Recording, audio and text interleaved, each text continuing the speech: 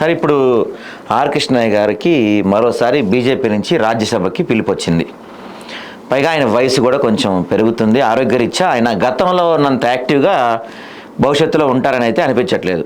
So ఆ స్థానంలో మిమ్మల్ని తీసుకోమని కొంతమంది బీసీ నాయకులు మిమ్మల్ని ఫోర్స్ చేస్తున్నట్టుగా, మిమ్మల్ని అప్రోచ్ అయినట్టుగా నాకు సమాచారం అందుతుంది. కృష్ణ గారు చాలా పెద్ద నాయకుడు. సుదీర్ఘకాలంగా 50 ఏళ్ళుగా వారు నిరంతరం పనిచేసినారు. సరే, వారికి పార్టీలు పిలిచిస్తున్నాయి. ఆయనేమి వైఎస్ఆర్సీపీ కోసం ప్రయత్నం చేయలేదు, తెలుగుదేశం కోసం ప్రయత్నం చేయలేదు, ఇవాళ బీజేపీ కోసం కూడా వారేం ప్రయత్నం చేయలేదు. వారు చాలా నిబద్ధతగా పనిచేసి జీవితం అంతా ఇంకా పనిచేస్తారు. వారి నాయకత్వంలోనే మేము అందరం పనిచేస్తాం. నాయకత్వం అంటే బీసీ సంక్షేమ సంఘంలో చేరి అని కాకుండా వారి సూచనలు అవసరం, వారి నిబద్ధత కలిగిన నాయకత్వం అవసరం, వారి అనుభవాలు సమాజానికి అవసరం. ఖచ్చితంగా వారి దిశానిర్దేశంలోనే ముందుకు పోతాం మేము. ఒకవేళ అనారోగ్య కారణాల వల్ల కానీ కొంచెం ఒకవేళ ఆయన తప్పుకుంటే కుదరకపోతే ఆ స్థానాన్ని మీరు భర్తీ చేయడానికి సిద్ధంగా ఉన్నారు? వారి స్థానం గురించి నేను మాట్లాడాను, కానీ నేను ఒక సిద్ధాంతపరమైనటువంటి ఆలోచనతో ఉన్నా. సిద్ధాంతం లేకపోవడం ద్వారానే వీరోచితమైన సైనికులుగా తయారైనటువంటి బీసీ నాయకత్వం అంతా ఎన్నికల నాటికి చెల్లాచెదరై ఎవరికో ఓటు బ్యాంకులుగా మారుతున్నారు. అలా మారడం నాకు ఇష్టం లేదు. బీసీలు వాళ్ళే ఏకమై ఒక రాజకీయ నిర్మాణం చేసుకొని, ఒక సిద్ధాంతాన్ని ముందు పెట్టుకొని, ఒక ఎజెండాను రూపకల్పన చేసుకొని, సర్వ ఆమోదంతో ఒక రాజకీయ పార్టీ ఎందుకు రూపాంతరం చెందకూడదని చెప్పి నేను ఎప్పుడూ మదన చెందుతూ ఉంటాను, ఆలోచిస్తూ ఉంటాను. దానికి ఇప్పుడు సమయం ఆసనమైందని చెప్పి నేను భావిస్తూ ఉన్నాను. ఉందా సార్ నిజంగా అంత పొలిటికల్ స్పేస్ ఉందా? ఒక కొత్త పార్టీ వచ్చే అంత పొలిటికల్ స్పేస్? ఇప్పుడు నేను ఇంతమంది చెప్పినట్టుగా పెద్దలందరూ కూడా సామాజిక ఉద్యమాల ద్వారా అనేకమైనటువంటి ఫలాలను సమాజానికి అందించారు. కానీ రాజకీయ పార్టీ ఏర్పాటు దిశగా ఒక అందరికీ ఆమోదయోగ్యమైనటువంటి సిద్ధాంత రచనతో ఈ రాష్ట్రంలో ముందుకు పోలేదు. సిద్ధాంతంతో ముందుకు పోవాలి. మహాత్మా జ్యోతిబా పూలే సామాజిక ఉద్యమాన్ని నిర్మించిండు, సమాజాన్ని సంస్కరించిండు, విద్య ద్వారా చైతన్యం జరుగుతుందని చెప్పి సమాజంలో ఉన్నటువంటి అనేక మలినాలను సంస్కరించారు. దాని తర్వాత ఆధునిక సమాజంలో రామ్ మనోహర్ లోహియా గారు రాజ్యాధికార సాధన ద్వారానే బలహీన వర్గాలలో పెనుమార్పు వస్తుంది, సమాజం చాలా త్వరితగతిన బలంగా మార్పు చెందుతుందని చెప్పి రామ్ మనోహర్ లోహియా గారు భావించారు. బాబాసాహెబ్ గారు రాజ్యాంగాన్ని రాసినారు, బలైన వర్గాలకు అవకాశాలు కల్పించారు. మరి ముఖ్యంగా ఎస్సీ ఎస్టీలకు ఎక్కువ అవకాశం కల్పించారు.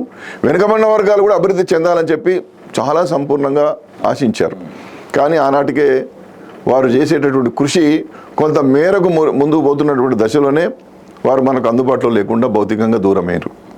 తర్వాతనైనా మనం దాన్ని స్వీకరించి ముందుకు తీసుకుపోవాల్సినటువంటి అవసరం ఉండే.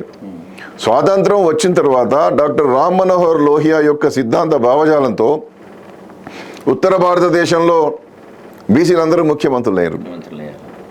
మరి తెలంగాణ రాష్ట్రంలో ఇప్పటికి కూడా కాలేకపోయినారు. ఉమ్మడి రాష్ట్రంలో కూడా కాలేదు. ఆనాడు తెలుగుదేశం పార్టీ దాన్ని కైవసం చేసుకుంది, బీసీ పార్టీగా గుర్తింపు పొందింది.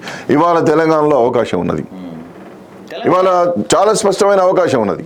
అడగండి. తెలంగాణలో అంటే మాదిగలంతా బీజేపీ వైపు, మాలలంతా కాంగ్రెస్ వైపు వెళ్ళిపోయారు అని అనిపిస్తుంది అంటున్నారు. వాళ్ళు చెప్పుకుంటున్నారు, మేము ఇది ఎలాగైతే మీరు ఇందాక బీసీఎల్ని తెలుగుదేశం ఓన్ చేసుకుందని చెప్పారు, ఆ విధంగా కాంగ్రెస్ పార్టీ వాళ్ళు మాలల్ని మేము ఓన్ చేసుకున్నాము, అయితే బీజేపీ వాళ్ళు మాదిగల్ని ఓన్ చేసుకున్నాం అని చెప్తున్నారు. ఇది నిజంగా జరుగుతుందా? మరి ఒకవేళ జరుగుతుంటే కనుక బీసీఎల్ని ఎవరు ఓన్ చేసుకుంటున్నారు? ఇప్పుడు బీసీలను ఇప్పటికి కూడా సంక్షేమ పథకాల లబ్ధిదారులుగానే చూస్తున్నారు, ఓటు బ్యాంకు యంత్రాలుగా చూస్తున్నారు. రాజకీయ వారసత్వం ఇవ్వడానికి, రాజకీయంగా ప్రజాప్రాతినిధ్యం కల్పించడానికి ఇవ్వడం లేదు. జనాధిక్యం కలిగినటువంటి 4-5 కులాలకు కొంత అవకాశం ఇస్తున్నారు. వారు కూడా సంపూర్ణంగా అభివృద్ధి చెందలేదు. ఎక్కడో మనం పట్టణాల్లో పరిమితమైనటువంటి కొంతమందిని చూసి ఆ సామాజిక వర్గం అంతా అభివృద్ధి చెందింది అనుకోవడానికి వీల్లేదు. ఒక చర్చ ఉంటుంది, బీసీలు అంటే గౌడ్సు, మున్నూరు కాపులు, పద్మశాలీలు, యాదవులు, ముదిరాజులేనా అంటారు. వాళ్ళల్లో కూడా సమపాలల్లో సమన్యాయంగా జనాభా తమాషా ప్రకారం అవకాశం ఇంతవరకు రాలేదు. కాబట్టి ఎదుగుతున్నటువంటి వాళ్ళ మీద మనం వారిని రాగద్వేషాలకు లోనై విమర్శలు చేయాల్సిన అవసరం లేదు. గౌడ్స్ జనాభాకు అనుగుణంగా వచ్చాదా? మున్నూరు కాపులకు వచ్చిందా? అయితే కొంత అవకాశం వచ్చింది. మరి ఇవాళ 130 కులాలలో ఎంతమందికి రాజకీయ ప్రాతినిధ్యం వచ్చిందయ్యా అంటే 130 కులాలలో 110 కులాలకి ఇంతవరకు అవకాశం రాలేదు. ఇది పార్టీల యొక్క వైఫల్యం, ప్రభుత్వాల యొక్క వైఫల్యం. మనం ఐక్యం కాకపోవడం ద్వారా, నిలదీయకపోవడం ద్వారా ఇది మన వైఫల్యం కూడా. అందుకోసం ప్రజలను సిద్ధాంతపరంగా సంఘటితం చేసి ఒక రాజకీయ వేదిక మనకు అవసరము.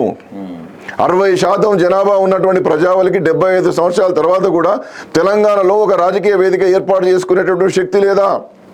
మనకు మనం ప్రశ్నించుకోవాలి. దీన్ని యువతను ఆకర్షించాలి, యువత రాజకీయాల వైపు వచ్చేటటువంటి విధానంగా తీసుకురావాలి. అంతేకాకుండా ఎందుకోసం అయ్యా మనకు రాజ్యాధికారం అంటే, ఇవాళ అన్ని కులాలకు సంబంధించినటువంటి ప్రాతినిధ్యం పెరిగితే ఏ సామాజిక వర్గానికి సంబంధించి వారు ఆ సామాజిక వర్గాలను అభివృద్ధి పదంలోకి తీసుకొచ్చే ప్రణాళికలు సిద్ధం చేసుకుంటారు. అప్పుడు అంతరాలైనటువంటి సమాజం ఏర్పడుతుంది. అందుకోసమే ఇవాళ అందరం కూడా ఏకమై బీసీ రాజ్యాధికార స్థాపన దిశగా పోవాలి.